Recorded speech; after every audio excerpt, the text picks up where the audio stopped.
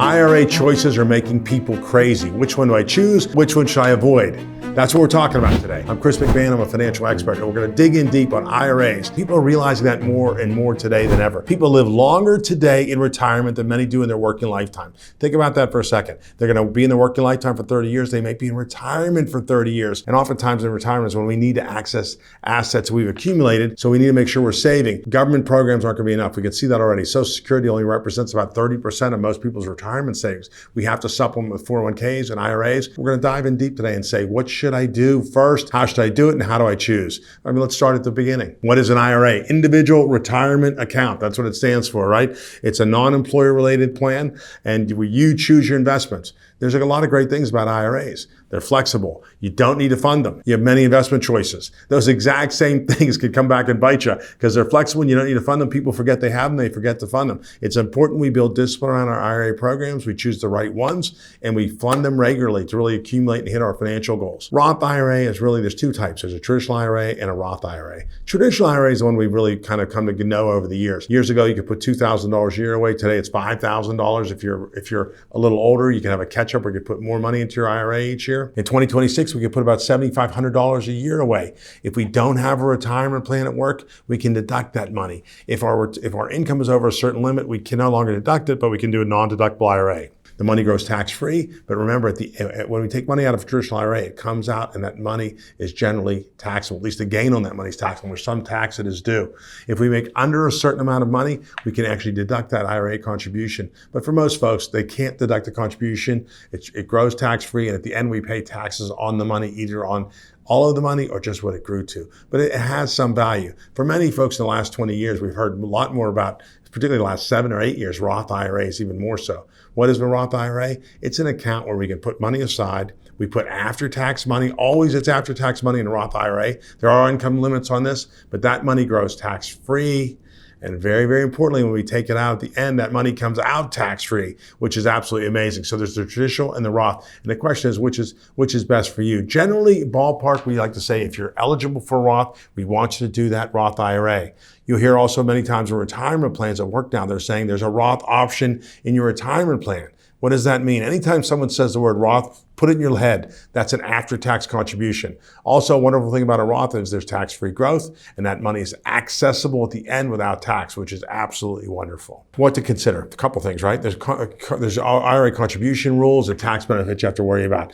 We've got to look at where you are. Some people say, no matter what, I'm going to save for my retirement, but you have to prioritize where you are. Before you contribute to an IRA, you got to make sure that you don't have crazy high interest debt, because we don't want to see people borrowing money at high interest to fund an IRA. I'll see that sometimes. I just disagree with it, because we have to have a discipline around our savings. So we want to make sure we have relatively reasonable debt. We don't want to have more than maybe 2 months of income at most in short-term debt before we start utilizing an IRA. We also want to look at where our earned income is. If our earned income is high, it's unlikely we'll be able to fund a Roth IRA outright. We may have to fund a traditional IRA that's non-deductible. But here's a little trick they never tell you. There's the backdoor Roth, which is now a very accessible technique. What that means is, regardless of your income, you can fund a traditional IRA, that you can put that $7,500 in a traditional IRA and then immediately convert it to a Roth IRA, regardless of your income.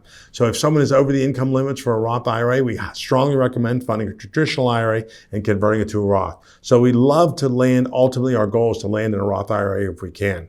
There are contribution limits, so we want to make sure we don't exceed those. We want to make sure we get them inside the contribution window, which is April 15th. People always ask the question, can I fund it after that? If you extended your tax return, you can fund it up to the extension date, but we want to make sure we hit the right date, because it's so important. We'll talk a little bit about that in a minute. It's very important to fund these IRAs as early as we can, because it can make a huge difference over time. And then, of course, we want to see what tax savings possibilities there are. Remember, Roths are after-tax money.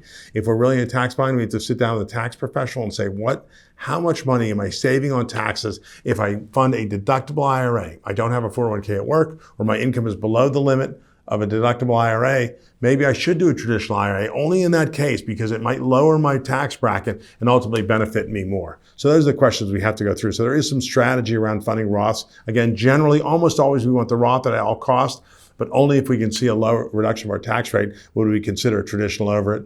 And remember too, if you're over the limit for a Roth IRA, you could still fund a traditional IRA and do a Roth, what's called a backdoor Roth or a Roth conversion. And secondly, at your work, you can also probably fund an IRA through the Roth portion of a 401k. Most plans, we're seeing over 70% of plans are now offering that to employees, which is wonderful. People often ask us this question. They'll say, well, should I do my 401k or should I do an IRA? And our answer is often yes, right? The reasons you do the 401k are very clear. If we have a match, you have to take advantage of that match. So we don't even want to think about an IRA until we're really taking full advantage of our 401k match through our employer. Again, we talked a little bit about debt previously. If we have high interest debt, we really want to be prudent about not borrowing money at 18% to fund an IRA or even a Roth IRA. Savings is very, very important. But I mean, just like building a wall brick by brick, we have to build it from the foundation up. And the foundation would be not having significant high interest debt. What are the mistakes people make? There's a couple of them, right? As I said, one of the biggest ones that we'll see people say, I have $75,000 in my IRA. We'll say, wonderful. How's it perform? They'll say, geez, I don't know. You know why they think that? They opened an account once at a bank years ago on tax day and funded that account for 5 to 10 years, not realizing the money was never invested. It was sitting in a savings account or a money market account. It really has to be in an equity account to earn money over time.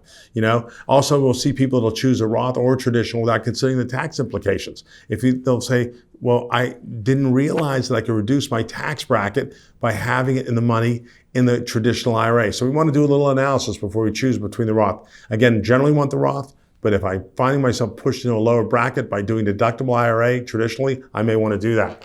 And also, of course, the other one we see all the time is people skip in the 401k side. They skip the employer match. I want to fund my IRA. I want to fund my IRA. I've been told I have to fund my IRA. And they fund that in direct opposition to funding their 401k. We have to take any opportunity of free money. That's very important. Free money is that match. We have to capitalize on that match.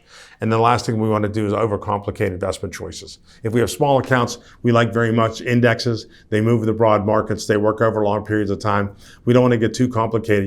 We don't want to chase perfection and not invest the money until we have a full understanding of the capital markets. So we want to avoid higher fees. We want to confusing investments.